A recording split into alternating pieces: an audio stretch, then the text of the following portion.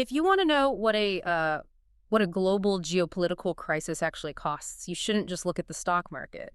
You should really look at a head of A lettuce. head of lettuce, yeah, that's actually the perfect metric. Right, because the moment the ceasefire collapsed in the Middle East this past week, the diesel required to drive that lettuce from a farm in California to your local grocery store got, well, significantly more expensive. Instantly. I mean, before a single physical barrel of oil was even disrupted. Exactly. So today we are unpacking a highly consequential stretch of executive action. Specifically, we're looking at the moves made by the Trump administration between Friday, July 3rd and Thursday, July 9th, 2026. And this was a massive week. It really was. This was a week where the White House took actions that are going to fundamentally reshape the global economy, the aerospace supply chain, and international defense spending. All while simultaneously offering what basically amounts to a masterclass in domestic political theater. Yeah, the contrast is wild. So our goal here today is to separate the legally binding directives from the public relations messaging. We're going to track exactly how these foreign policy and trade decisions impact working class wages, your consumer prices, and, frankly, constitutional norms. Because the contrast this week is just stark. I mean, if you only look at the domestic paper trail, you would honestly think the administration was basically on vacation for the July 4th holiday. Right, just putting out patriotic messages. Exactly. Yeah. But you look internationally, and the decisions made over these 7 days are going to send these massive economic and diplomatic shockwaves through the system for years to come. So let's just start with the immediate crisis, because the most pressing development of the week is the official collapse of the ceasefire with Iran. Right. The administration declared the ceasefire following a string of renewed attacks in and around the Strait of Hormuz. So U.S. military operations have resumed. And the administration is demanding Iran guarantee freedom of navigation while, maintaining pressure on their nuclear program. Which is an incredibly volatile situation. It is. And on its face, the Strait of Hormuz is just a geographic bottleneck. I mean, it's a narrow strip of water, but economically speaking, it is the jugular vein of the global energy market. Yeah, roughly 1/5 of all global oil consumption passes through that specific choke point. 1/5. 20%. We are talking about 20% of the world's lifeblood moving through what is now, effectively, an active maritime conflict zone. And the crucial mechanism to understand here is that oil markets, well, they do not wait for a physical disruption to adjust prices. Because it's all based on futures. Exactly. They operate heavily on futures and speculation. When violence erupts in Hormuz, traders price in the mathematical risk of a tanker being delayed or destroyed immediately.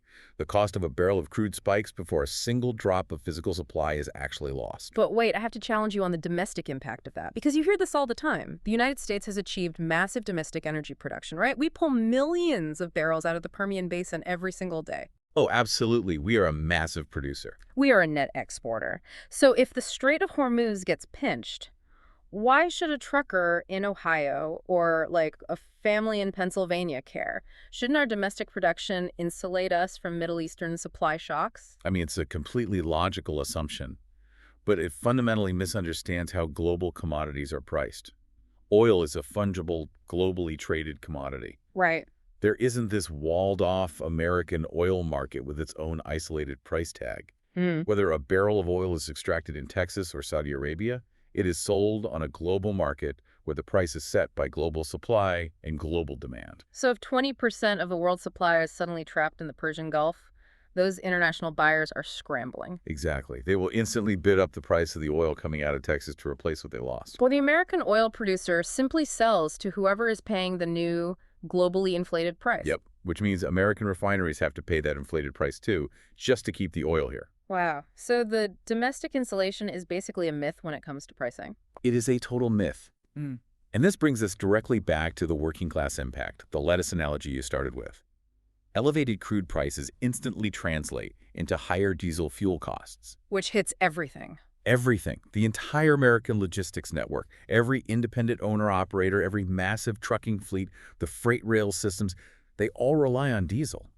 When their fuel costs spike by hundreds of dollars a week, they simply cannot absorb that hit. Because their profit margins are already razor thin. Exactly. So they adjust their freight rates, the distributor pays more to move the goods, the grocery store pays more to stock the shelves. But I want to dig into the timing of this. Because consumers aren't going to see a price hike on lettuce the literal day after a naval skirmish. No, and that lag time is incredibly dangerous for economic sentiment.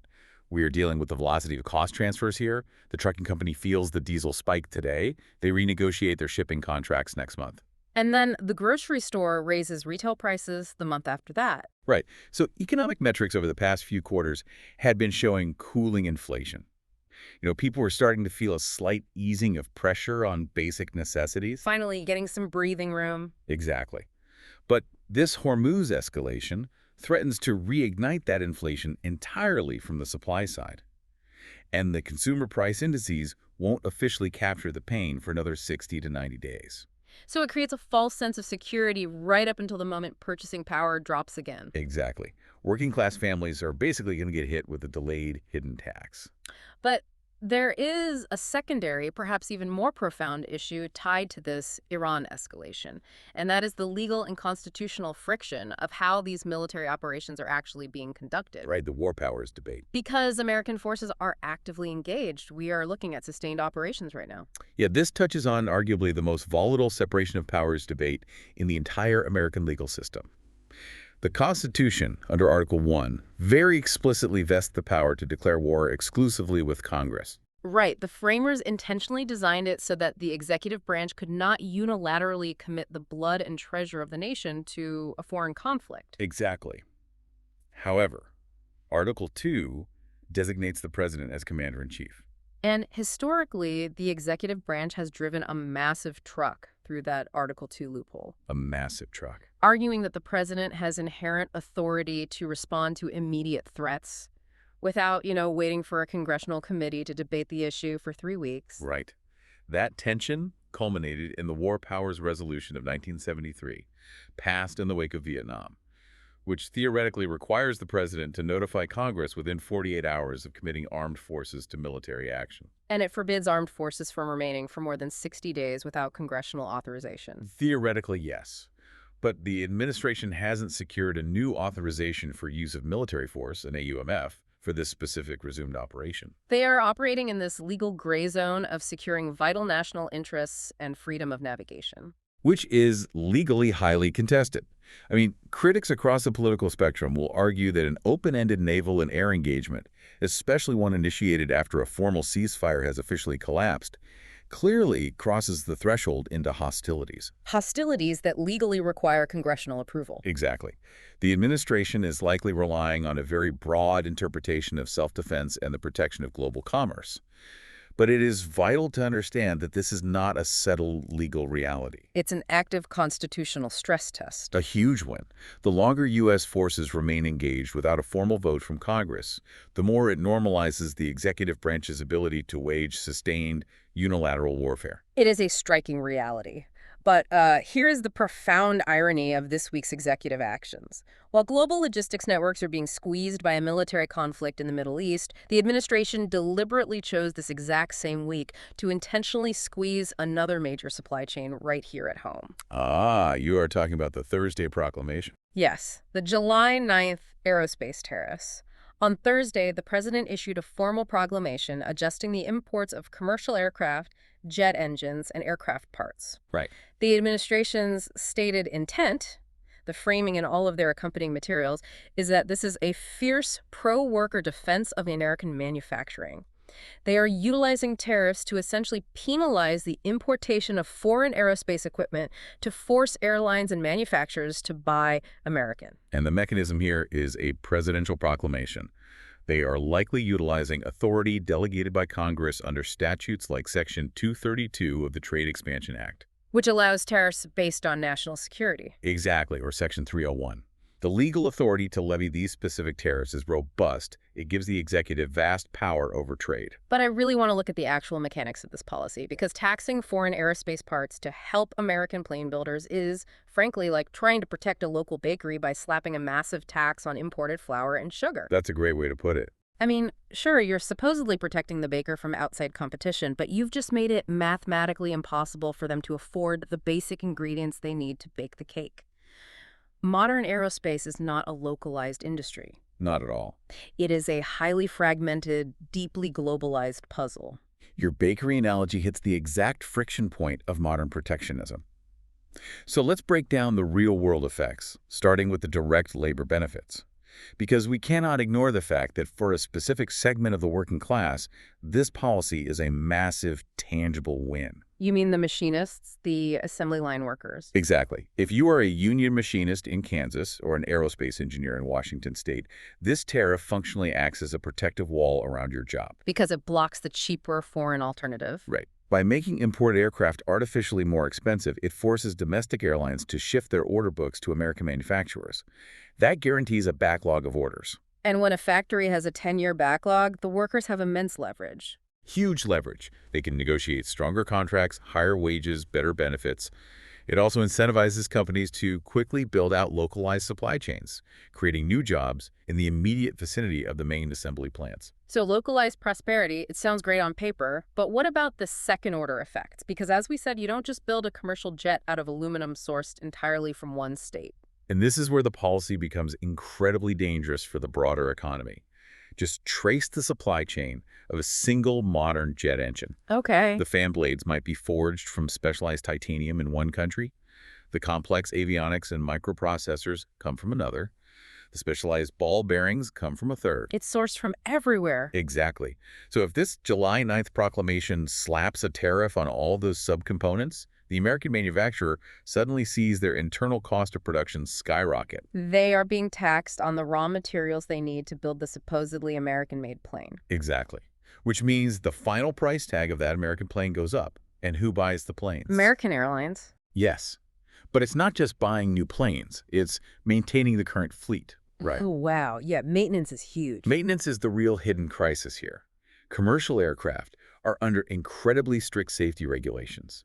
Parts are swapped out constantly based on flight hours, not just when they break. Right, mandatory replacements. Exactly. Yeah. So if airlines now have to pay a 15% or 25% premium on every single imported replacement part just to keep their existing fleet legally airworthy, their operational budgets are going to just hemorrhage cash. And airlines operate a lot like the grocery stores we talked about earlier. They aren't going to eat that cost. No. They are going to pass it straight on to the consumer. Dynamic pricing algorithms will simply bake the new maintenance overhead directly into the cost of a ticket. So the family trying to fly to Orlando for a summer vacation, or, the small business owner flying to a conference, they're going to find that the baseline floor for air travel has permanently risen. That's a huge shift. It is. The working class impact is deeply split here. We are subsidizing excellent, high-paying manufacturing jobs for a few thousand aerospace workers. But we're doing it by quietly taxing the travel budgets of millions of everyday Americans. But there is a longer-term risk to the industry itself, too, isn't there? I mean, if you build a protective wall around an industry, don't you also shut off the competitive pressure that forces them to innovate? That is the classic pitfall of prolonged protectionism.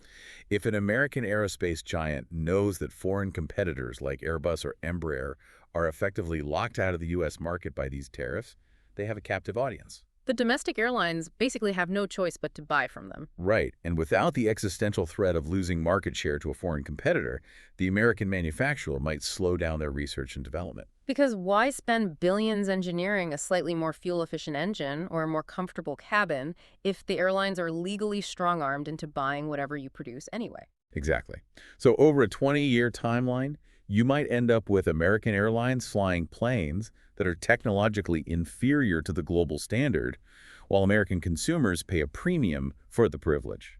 It is a profound risk. The administration's bet here seems to be that the immediate political and economic windfall of supporting domestic manufacturing jobs outweighs the slow-moving degradation of industry innovation and consumer purchasing power. That's the gamble. Ah. But the reality is that they've intentionally introduced massive inefficiencies into a globally optimized supply chain. It's fascinating, though, because we are actually watching two completely different tools being used to achieve the exact same goal this week. How do you mean? Well, the July 9th proclamation uses economic coercion tariffs to force a boom in domestic aerospace manufacturing.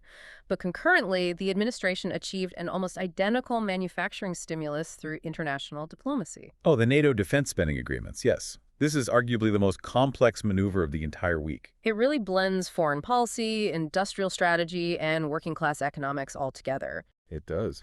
Because following the NATO summit, the White House announced that allied nations have committed to historic increases in their own defense spending, pushing far past the traditional 2% of GDP metric. Right.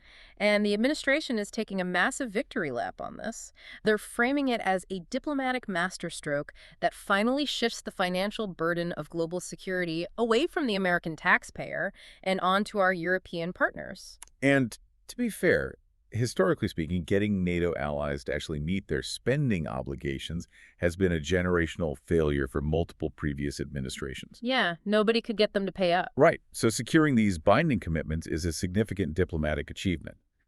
But we have to look past the rhetoric of burden sharing and ask what that money is actually doing. Right, because when Germany or Poland suddenly injects billions of euros into their military budgets, they don't have the immediate domestic industrial capacity to build fifth-generation fighter jets or advanced missile defense arrays from scratch. No, they don't. So they have to go shopping. And they shop in the United States. This historic increase in European defense spending is, functionally, a massive backdoor stimulus package for the American military-industrial complex. It's an export boom subsidized entirely by European taxpayers. Exactly. So let's talk about the real-world effects on the American working class, because this isn't just about defense contractors seeing their stock portfolios rise on Wall Street. Not at all. The domestic economic benefits are highly localized, but they are incredibly potent. If you look at the supply chains for major defense contractors, the companies building armored vehicles, radar systems, aviation components, they are deeply embedded in states like Virginia, Texas, California, Ohio, Pennsylvania. Real manufacturing hubs. Right.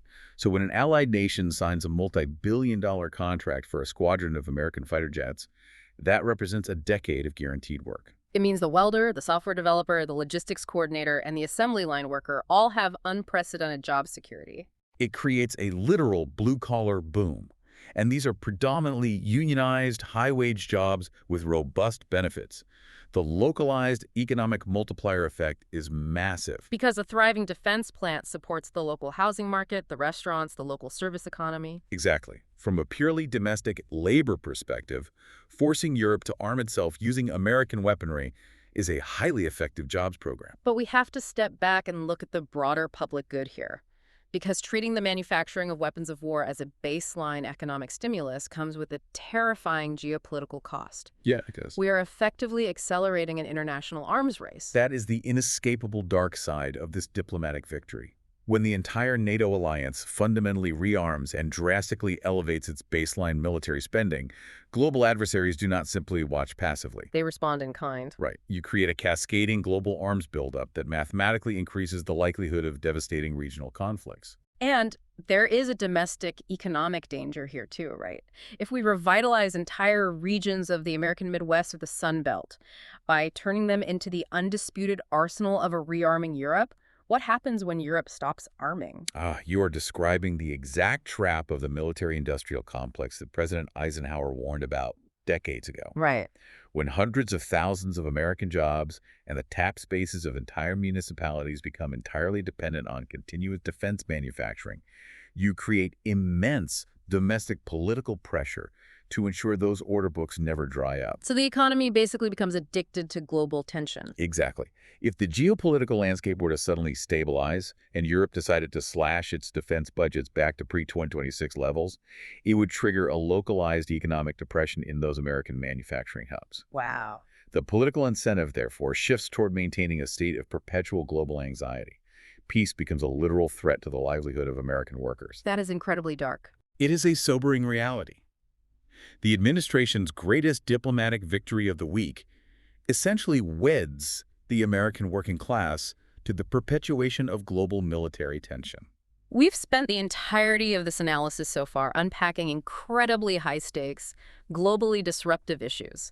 A collapsed ceasefire threatening the global energy supply, aggressive tariffs fundamentally altering the aerospace market, and a massive shift in international defense spending. All of which have severe, undeniable real-world effects on the American economy. Yes, but here is the most revealing part of the week. If you were just a casual observer of the administration's communications between July 3rd and July 9th, you wouldn't think foreign policy was the focus at all. No, you wouldn't. The paper trail from this week is a fascinating study in political misdirection and administrative law. Because the administration flooded the zone with domestic messaging. We saw extensive patriotic events surrounding the nation's upcoming 250th anniversary, including a formal proclamation. Right. But far more importantly, the White House released materials highlighting supposed new tax policies, pushing the creation of new investment accounts, and touting broad economic reforms aimed at the working class. If you read the headlines generated by these press releases, it sounded like a revolutionary week for domestic lawmaking. It sounded massive. Yet, when we actually audit the Federal Register, when we look for the legally binding mechanisms that change how the government operates, we find a void. A total void. Aside from the trade proclamation regarding aerospace, the administration issued 0 major domestic executive orders this week. Wait, 0? None. 0. No legally binding directives altering tax enforcement, no orders restructuring investment regulations, no structural changes to domestic policy whatsoever. So how can the White House simultaneously blast out press releases claiming they're advancing new tax policies and investment accounts while literally signing nothing that changes the law? This requires us to impartially dissect the hierarchy of executive paperwork, because understanding this is the ultimate defense against political theater. Okay, walk me through it. At the top of the hierarchy, you have executive orders. These are rigorous legal documents. They are vetted by the Office of Legal Counsel. When signed, they are published in the Federal Register, and they legally compel a federal agency head to take a specific action. They have the force of law. Yes.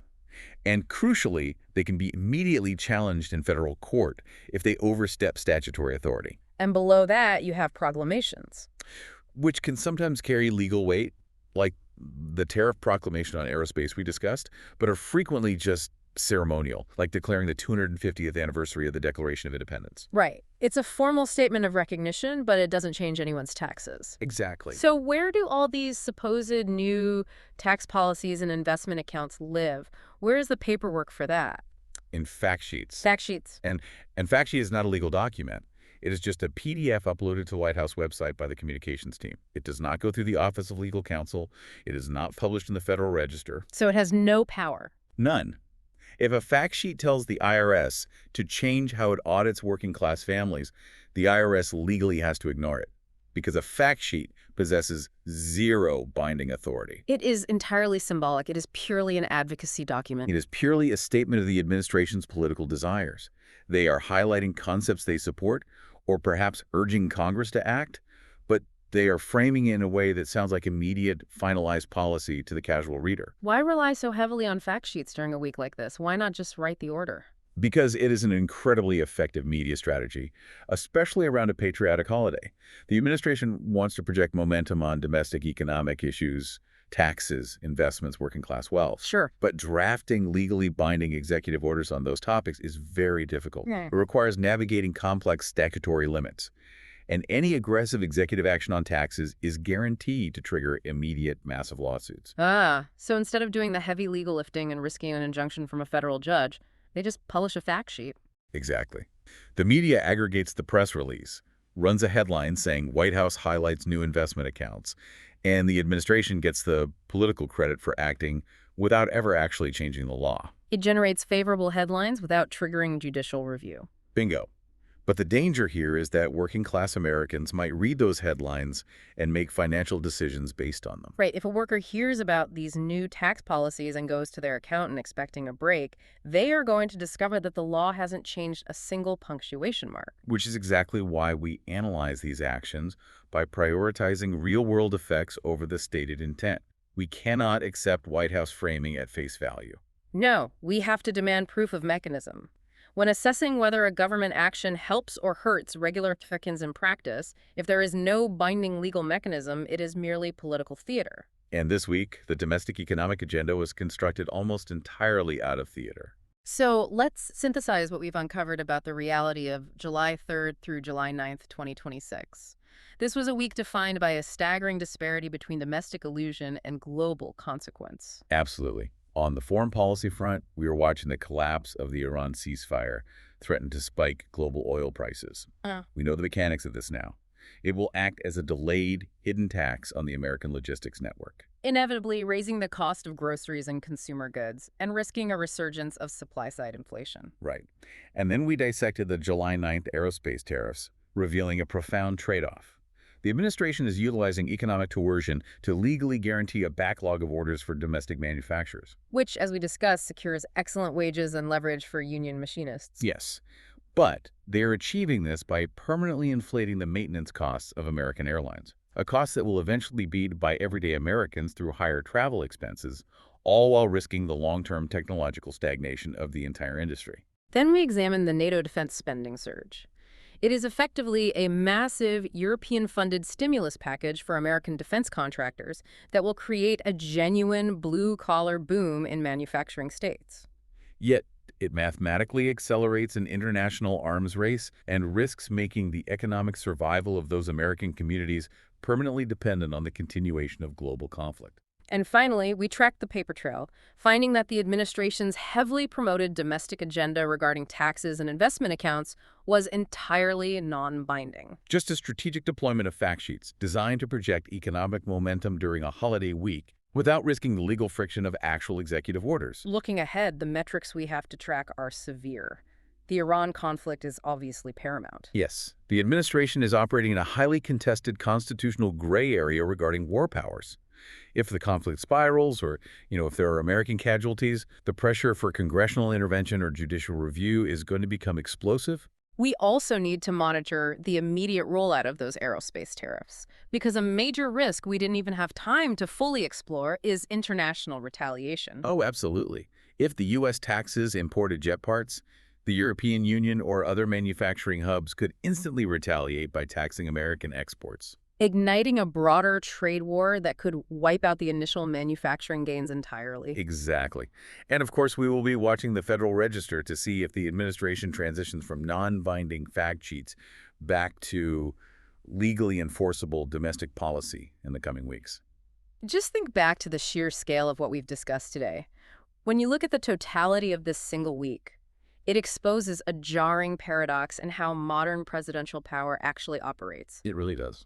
On the international stage, a single executive decision made without a formal congressional vote or public debate can deploy military force into a volatile region, disrupt the global energy supply, and instantly alter the mathematical reality of worldwide commerce. The authority is staggering, it's Yeah. immediate, and it is virtually unchecked in the short term. Yet, look at the domestic side of the exact same week. To navigate the American economy at home, the administration relies on non-binding press releases and symbolic proclamations just to project the illusion of momentum. Right. It illuminates a reality where the executive branch wields almost incomprehensible, unilateral power to shape global conflict and international trade, but frequently relies on mere suggestion, advocacy, and PR to navigate the constraints of domestic law. It leaves us with a critical paradox to consider, where our system demands such rigorous legal theater to change tax policy at home, yet it allows the same office to rewrite the global order with a single command.